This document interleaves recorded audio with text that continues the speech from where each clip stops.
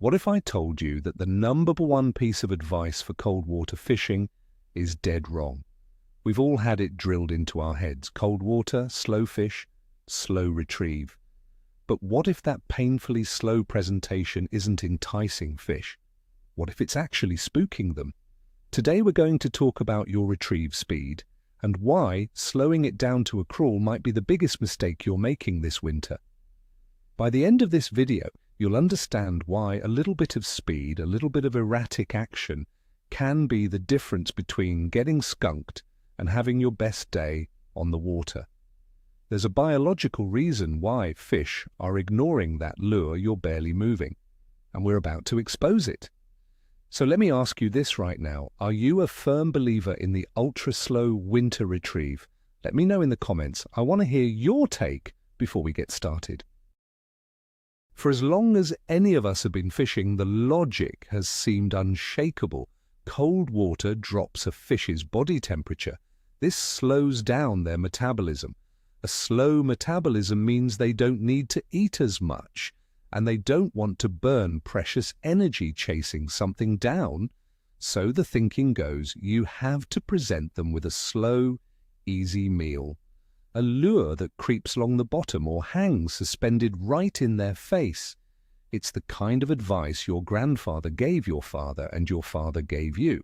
It's preached in magazines, in forums, and at every boat ramp in the country once November hits. It's become fishing gospel. We've all been there, sitting on the boat, it's 38 degrees out, the water is crystal clear, and you're retrieving a jig so slowly you could time it with a sundial. And more often than not, you're just not getting bit. You blame the cold front, the barometric pressure, or just a bad day. But maybe, just maybe, the problem isn't the conditions. Maybe the problem is that you're doing exactly what you've been told to do. So let's start by acknowledging the core of that old wisdom. It's not entirely wrong. Fish are cold-blooded creatures. When the water temperature drops into the 40s, a base's metabolism absolutely slows to a crawl. They become less active, their movements are more deliberate, and they definitely are not going to rocket 20 feet to smash a fast-moving lure like they might in July. This is the fundamental biological fact that the entire slow-down philosophy is built upon. It makes perfect logical sense on the surface. A sluggish fish probably wants a sluggish meal. It's an easy-to-understand concept, which is why it has been passed down so effectively. But here's the problem with that simple logic. It only considers the fish's physical state. It completely ignores the most important part of the equation, the fish's deeply ingrained predatory instinct. We're thinking about how the fish feels, but we're not thinking about how the fish thinks. Now let's look at this from the predator's point of view. A bass in cold water is an energy-conscious predator. It needs to eat, but it wants to burn the absolute minimum number of calories to do so. It is looking for the perfect opportunity, a meal that offers the most reward for the least amount of risk and effort. So ask yourself this, what truly looks like an easy meal to a hunter? Is it a lure that hangs almost motionless for 20 seconds, then creeps forward a few inches, then stops again? Or is it a lure that mimics a distressed bait fish, giving a couple of quick, panicked twitches before pausing? The first one, the ultra-slow one, doesn't look like food. It looks like a foreign object. It's unnatural. The second one, with a bit of life to it, triggers a response. It looks like a fleeting opportunity, a wounded creature that's about to get away. That's the trigger. The slow retrieve invites inspection, while the erratic retrieve invites a reaction. Imagine for a second what your super slow presentation actually looks like down there. Picture a jig, a Ned rig, or a suspending jerkbait. You cast it out and let it sit and sit and sit. Then you give it a tiny drag, moving it maybe 6 inches across the bottom. Then it sits again. To a base, this is bizarre behavior. Healthy, living creatures, even in cold water, don't act like this. Baitfish will hover, but they still flick their fins, adjust their position, and will dart away if a predator gets too close. A crawfish will sit still, but the moment it senses danger, it scoots away with a quick pop of its tail. Your lure, moving with agonizing slowness, doesn't mimic any of these things. It mimics nothing. It's an alien object that has appeared in the base's living room and is acting suspiciously.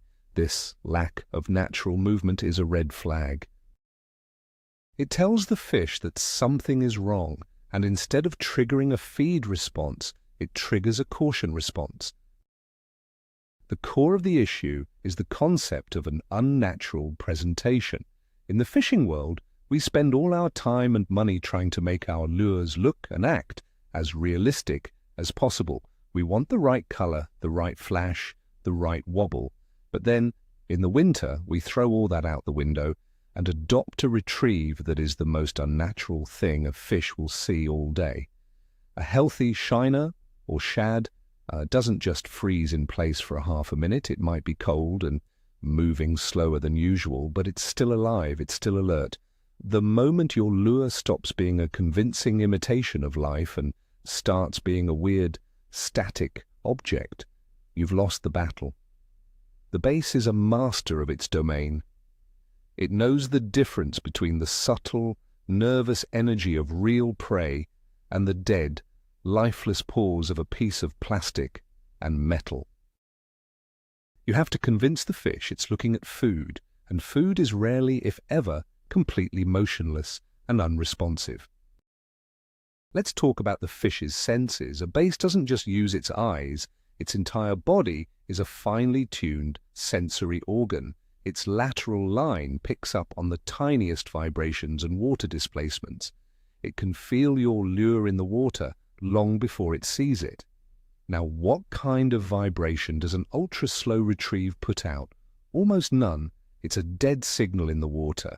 Compare that to a jerkbait that is snapped a couple of times. That snap sends out a sharp pulse, a signal that says distress or panic. A jig that is hopped off the bottom creates a puff of silt and a distinct thump vibration. These are the signals that get a bass's attention. They are triggers. A lure that is simply dragging along the bottom is just background noise. It doesn't create a compelling reason for the fish to investigate. You are effectively fishing in stealth mode, but not in a good way. You're so stealthy that the fish don't even know you're there, or if they do, they have no reason to care. This brings us to the all-important reaction strike. The reaction strike is arguably the most powerful tool an angler has, especially in tough conditions. The entire principle is to force a fish to bite out of pure instinct, without giving it time to think, analyze, or decide against it. You want to surprise it. You want to trigger that ancient, hardwired predator response. Now think about your retrieve. A slow, steady, predictable retrieve is the literal opposite of a reaction strike trigger. You are giving the bass all the time in the world to make a decision. It sees the lure coming from 10 feet away, watches it crawl closer, swims right up next to it, looks it over from every angle, and then rightly concludes that it's a fake. You need to shock the fish's system. You need your lure to suddenly appear, to change direction, to speed up or fall unexpectedly. That's what makes a bass bite when it's not actively feeding. A slow crawl is an invitation to study. A quick snap is a demand for a reaction.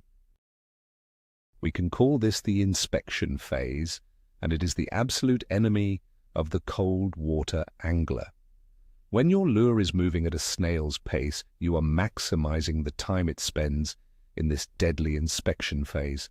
Let's say a bass is sitting near a laydown. It sees your jig slowly dragging towards it. Its curiosity is piqued. It swims over. Now the inspection begins. It gets a close look at your line. It sees the unnatural shape of the lead head. It notices that the plastic trailer isn't moving like a real crawfish. It follows the lure for 5, 10, even 15 feet. All the while its brain is processing information, and all of that information is screaming trap. By fishing too slow, You are practically begging the fish to find something wrong with your presentation. You want to minimize this inspection phase. The lure should enter the strike zone and get eaten, not enter the strike zone and get a full forensic analysis. Let's use a perfect real-world example, the jerkbait. This is the king of cold water lures for many people. And the standard advice is a cadence of jerk, jerk, and then a long, long pause. Some guys will tell you to count to 20 or even 30 between twitches. And yes, sometimes that works, but more often than not, that pause is too long. The fish comes to investigate after the jerk, sees the lure hanging there perfectly still, and just loses interest or becomes suspicious. Think about shortening that pause. Try a 5 or 8 second count instead, just long enough for the lure to settle, but not so long that the fish has time to get a degree in lure anatomy. You want the next series of jerks to surprise the fish, to make it think its meal is escaping. A super long pause kills all the momentum and suspense you just built. It's a delicate balance, but I'd argue that most anglers err on the side of pausing for way too long.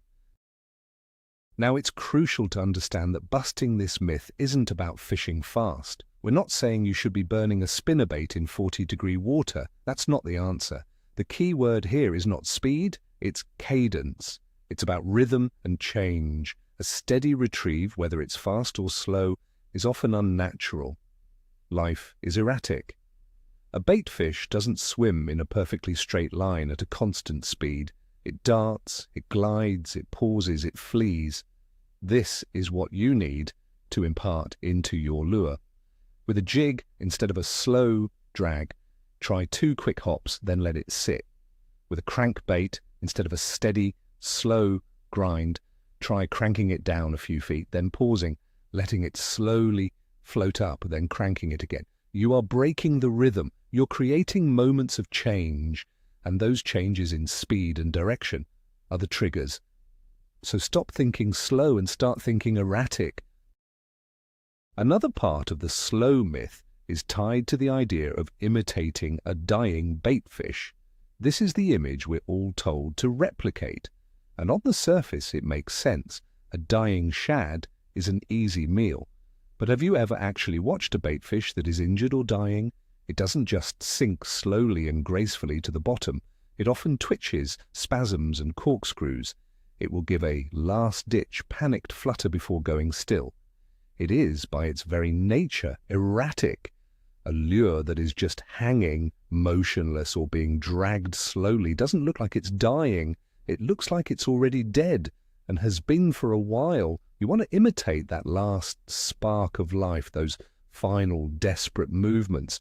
That's the dinner bell. That's what tells a nearby base that now is the time to strike before the opportunity is gone forever. Your retrieve should have those little spasms of life built into it. Let's apply this same thinking to bottom baits like a jig or a tube. We're often told to just slowly drag them along the bottom, trying to imitate a crawfish. But again, think about the real animal. A crawfish will often sit very still to blend in with its surroundings, but the moment it feels the vibration of a predator, or your lure hitting the bottom near it, what does it do? It doesn't slowly ooze away. It uses its tail to shoot backwards in a quick, defensive pop. It scurries for the nearest rock. It moves with purpose and speed to escape. Your jig retrieve should have that same pop.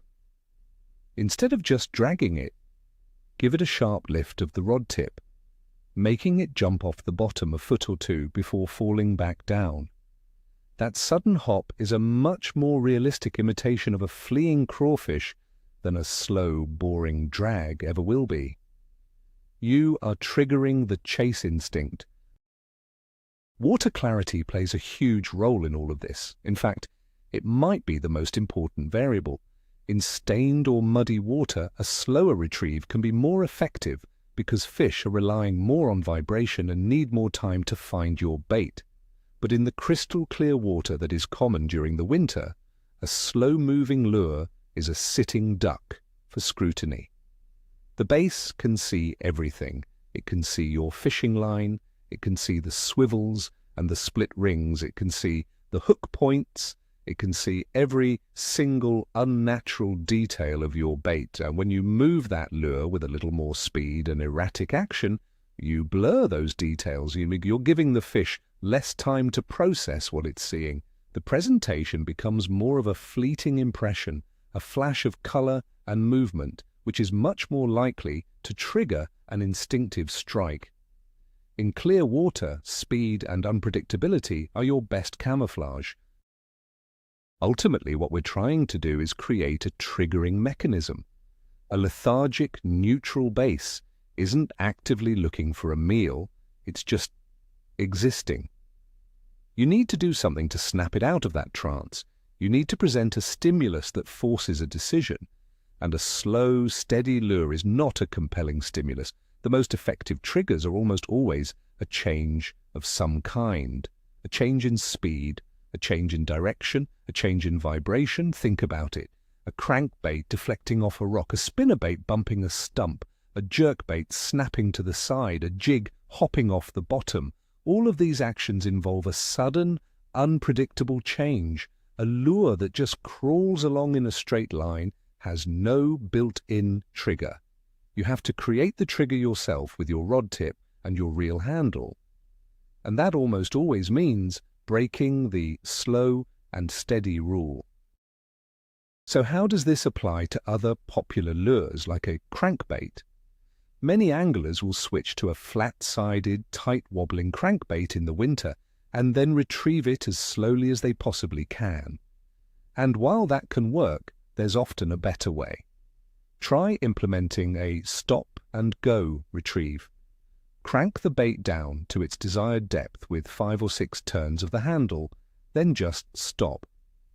If it's a balsa bait or a plastic bait that floats, it will slowly start to rise in the water column. Let it rise for a few seconds, then start cranking again. This stop-and-go motion is deadly. The bait dives, looking like it's fleeing, then it pauses and rises, looking like it's vulnerable and injured. It's a 1-2 punch that apathetic bass find hard to resist. You're presenting multiple triggers in a single cast, which is far more effective than a simple, monotonous slow roll. You have to remember the element of surprise. Bass are ambush predators. They are masters of using cover and concealment to surprise their prey. They understand how ambushes work. A slow-moving lure that they can see coming from 20 feet away removes any and all element of surprise, and there is no mystery, no urgency. It's like telling the fish your entire game plan before the play even starts. You want your lure to suddenly appear in the strike zone. You want it to look like it's trying to get away. Think of it like a cat playing with a piece of string. The cat is most interested when the string is being twitched and pulled away. If you just drag the string slowly across the floor, the cat might watch it, but it's far less likely to pounce. You need to make the base feel like it's about to miss an opportunity. A slow retrieve communicates the exact opposite message. I can give you a perfect story from my own experience that proves this point. I was out on a lake in late February. It was brutally cold. There was still ice in some of the protected coves. My buddy in the back of the boat was a firm believer in the slow-as-molasses approach. He was meticulously dragging a football jig on the bottom, barely moving it. He wasn't getting a single bite. I was getting frustrated, so I tied on a similar jig, but I started fishing it with a sharp double hop. I'd pop it up off the bottom, let it fall, pop it again, then let it sit for just 5 seconds before repeating. In the next hour, I put 3 solid keeper bass in the boat. My buddy, with his super slow retrieve, got nothing. We were using almost the same lure in the same spot. The only difference was the cadence. I was triggering a reaction and he was just boring the fish to death. This idea becomes even more important on highly pressured bodies of water. On your popular local lake, those fish have seen it all. They've seen every color of jig, every shape of soft plastic, and they have definitely seen them all dragged slowly across the bottom. They become conditioned to it. They learn to associate that slow-moving object with danger. It's a presentation they've been caught on before, or have seen their buddies get caught on.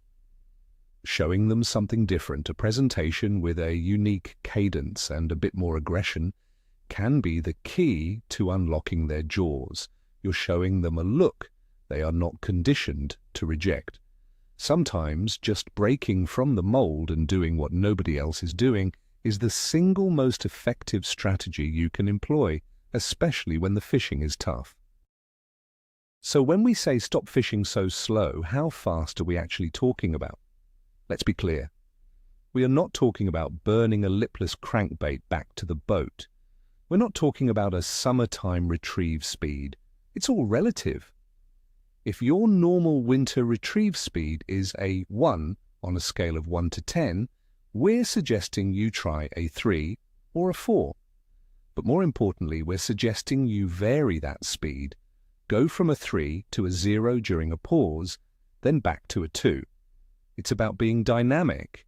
It's about making that piece of plastic and metal feel alive. The goal isn't just to cover more water. The goal is to make your lure more enticing and to trigger more bites from inactive fish by using sudden movements and pauses. It's a subtle shift in thinking, but it makes a world of difference in your results. There's also a mental aspect to this, a confidence factor. When you are actively working a lure, hopping a jig, twitching a jerkbait, or using a stop-and-go retrieve with a crankbait, you are more engaged in the process. You're more focused. Your senses are heightened, and you're more likely to feel that subtle tick or see that slight jump in your line that signals a bite. When you're just slowly dragging a lure, it's easy to lose focus, to let your mind wander. You're essentially just waiting for something to happen. By fishing with a more deliberate and varied cadence, you are an active participant. You are hunting.